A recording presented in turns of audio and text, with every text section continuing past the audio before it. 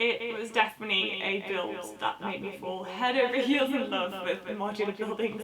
Hello, good evening Lego addicts. I have decided to pick up my phone for a minute because you have come on a long journey with me from the very beginnings of my city, from like literally starting to collect Harry Potter items only, and I feel like I've come on a sort of crossroads or like a change of pace in my collecting journey, and that's sort of become obvious to me in a sort of last month or two, and I've been kind of stuck and feeling pretty uninspired recently for like building. My city project has felt really overwhelming, and I felt like a lot of pressure that I put on myself for like wanting to make it sort of like how it used to be, because I really put my like passion into my little shelf city that I used to have, and it's really exciting to have the bigger one, and I really like the middle shelf, but the bottom shelf has felt like I've just been really not sure about it. Whilst in that process of like finding a focus, and I came to a point where I kept rearranging modulars,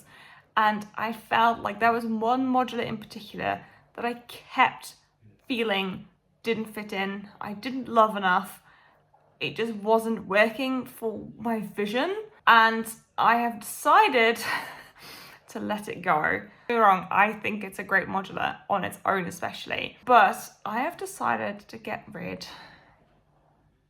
of Assembly Square. It just kept feeling like it didn't blend in. I kept having to make special arrangements for it. The main reason for that is one of the older ones, it also has a very particular shape to it, which when it's in a line is really nice, but when you're trying to make the steel a little bit more dynamic, it can be a bit awkward.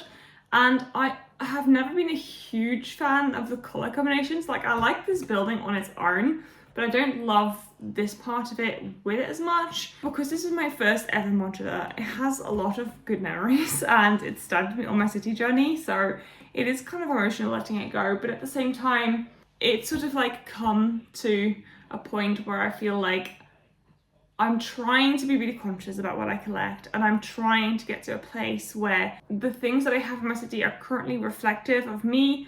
I'm a collector, of course, but I'm not a completionist per se, and I really want to just have the things now that I feel spark my imagination and spark my happiness, and this has just become a bit of a blocker for like some ideas that I wanted to execute, and I kept not being able to find a place for this, and this had to just be shoehorned in. It just didn't naturally fit, so I decided it'd be more sensible to pass this on to somebody who is going to enjoy it thoroughly, and then have the funds to fund further projects, because that is really what obviously is going to happen. That's just what happens every single time. I feel like the sort of like problem of like trying to shoehorn this into the city has kind of been longer. Like, you may remember the video where I enhanced all of the interiors in this building, because this has always been the building that felt the most in need of more attention, to me anyway, and I'm kind of excited to let this go and then fill that space with something else. So this is kind of the end of an era, and this is going to move on. Yeah, it's just sort of like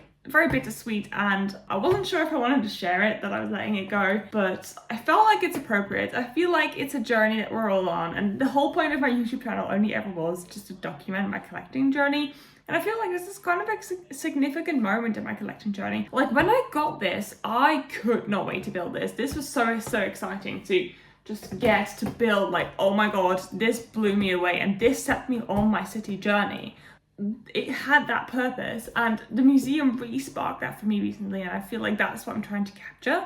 And we're going to just remember this as a amazing set off to my city, but I'm hoping it's going to have a lovely life at Purple Shroom's home. And yeah, that's what's happening. It's just an amazing piece. It took me back just being a little girl and just playing with doll houses. Apparently I have a miniature thing, I didn't realise. Oh wow.